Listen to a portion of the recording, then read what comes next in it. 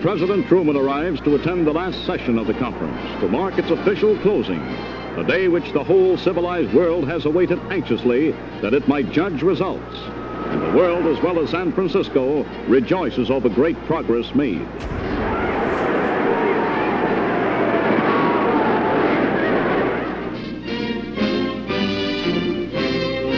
At the Opera House, last hours of the convention as delegates of the steering committee honor Edward Stettinius, who later resigned as Secretary of State to become permanent chairman of the American delegation. And Lord Halifax calls dramatically for a standing vote on the completed charter.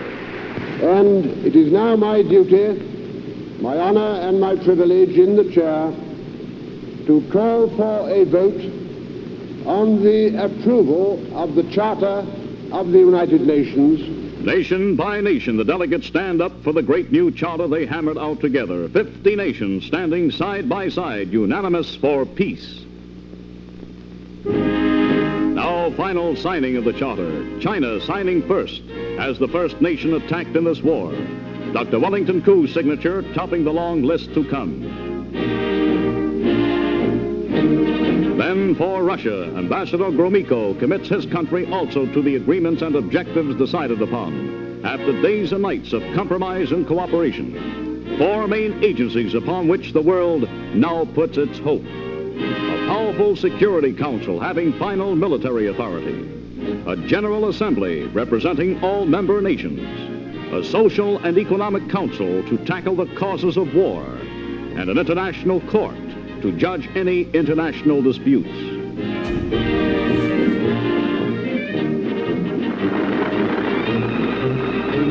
The signing is done. The great charter is completed.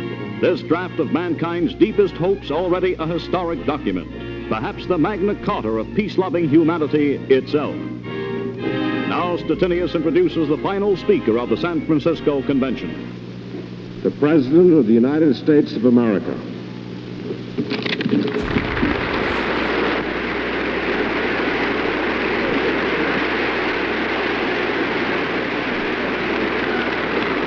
If we had had this charter a few years ago, and above all, the will to use it, millions now dead would be alive. If we should falter in the future in our will to use it, millions now living will surely die. Well, there's a time for making plans, and there's a time for action. The time for action is here now. Today, the Allied world salutes these representatives of 50 nations. They have made a beginning, a brave beginning, that can build a mighty structure for peace. Out of a world of agony and total war has come a charter that must mark a turning point in human history. A new way lies ahead. The world must take this way, through unity and cooperation, to a lasting peace. There's a number of black people that have come to the comment section of my Charlie Kirk video, I guess to put me in my place. Talking about, you lost me on this one. You a sellout. You a coon. We sick, boss? We sick, boss? Let me tell y'all something. Y'all act like Charlie Kirk was part of the Gestapo. Like he was goose-stepping down the street with double S's on his uniform, yelling Hail Hydra with a squadron of secret police ready to put a black bag over your head and take you to a concentration camp to never be seen again. He was a fucking content creator with an opinion. Jesus Christ. And he didn't deserve to die. And if you think he did, you're a scumbag.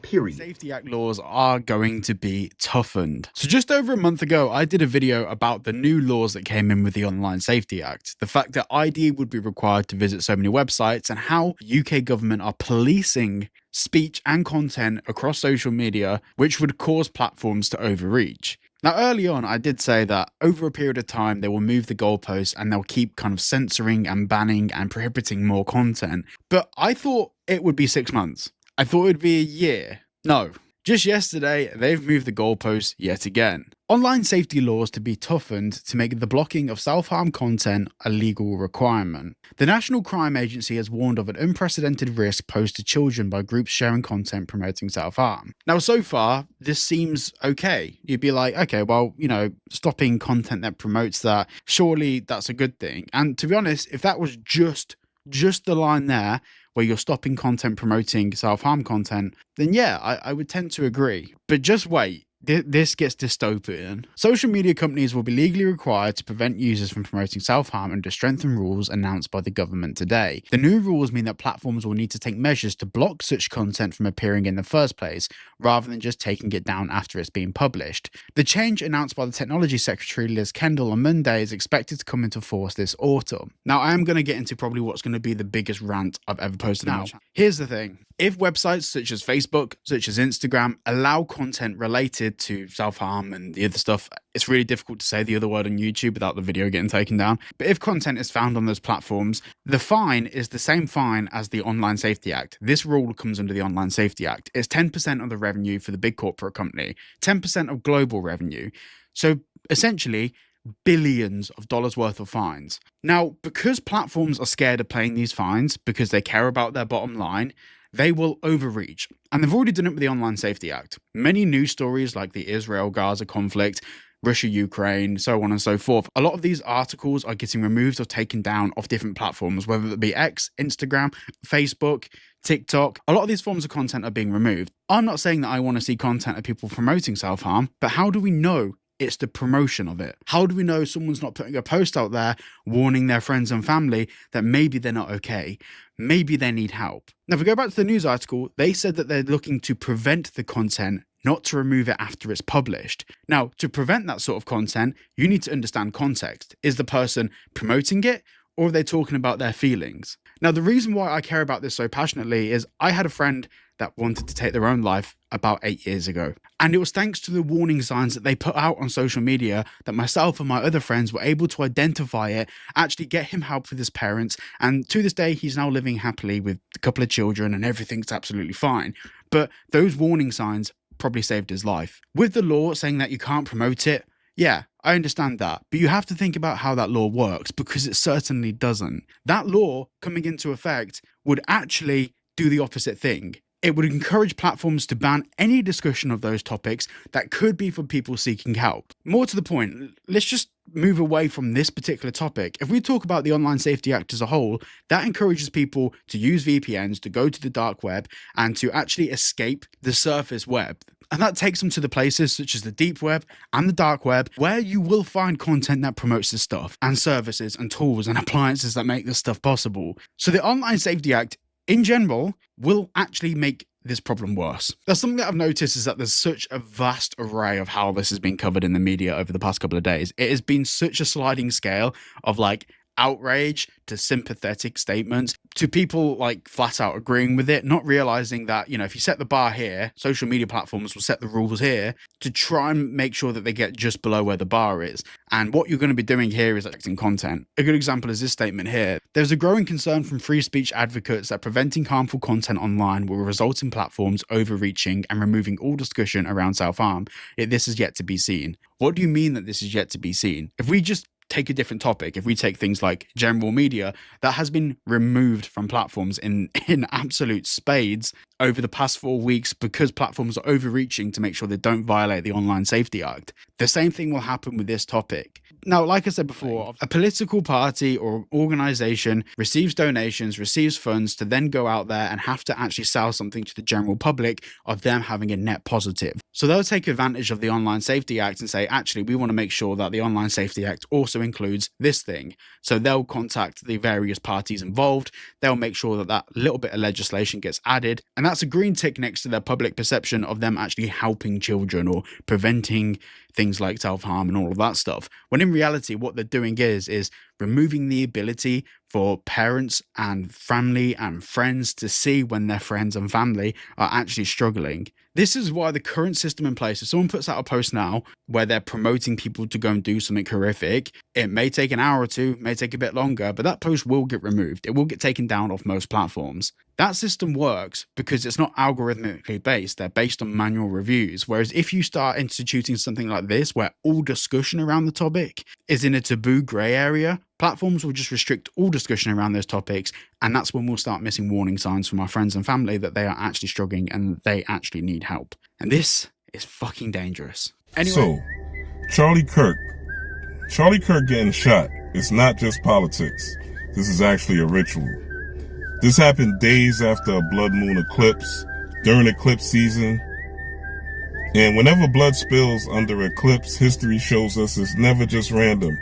These things are symbolic. That blood moon in Pisces was about endings and karmic closure. Today, the moon squares Pluto, the planet of death, transformation, and power. So tension, violence, and control issues are already surfacing in the collective. Saturn is also retrograde in Pisces, which is calling for karmic lessons. Now, watch the media sorcery. What they're going to do is they're going to frame Charlie Kirk as a martyr, a fallen soldier for the cause. Trump is already flying flags at South Mass. This is perfect for energy harvesting. See, martyrdom is not just narrative, it's spell work.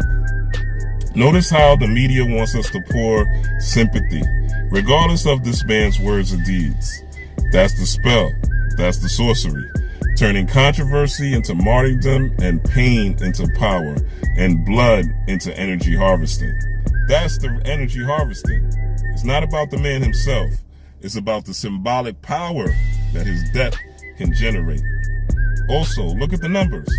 This happened right after the 9/9 portal yesterday of completion and release, and today is 9/10. Numerology makes today a 1 day, a day of reset, a new beginning.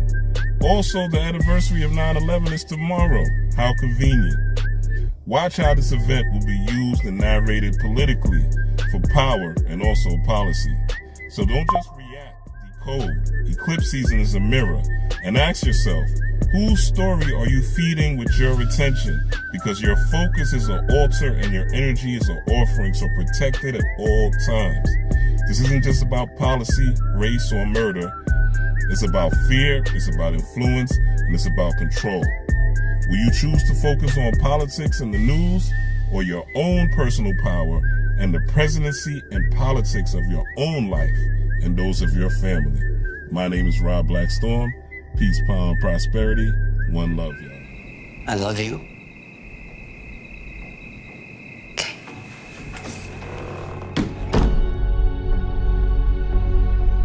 What's going on? I don't know. Since the move, Tim and I haven't been on the same page. Please, do you love each other? Maybe we're just complacent. Imagine I do. I think about you day and night. It's only right. Well, you know, complacency can sometimes simply be So happy together. harmony.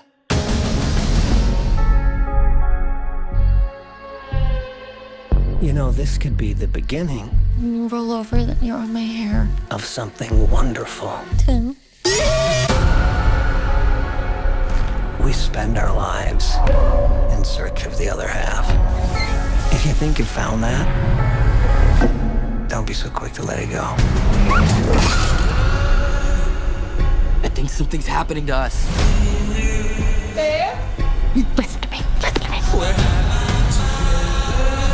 We've got to get out of here.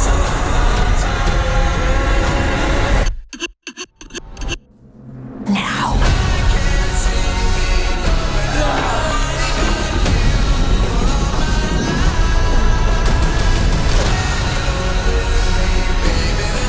It's gonna be okay. It's gonna be okay. Billy, wake up! You'll be okay.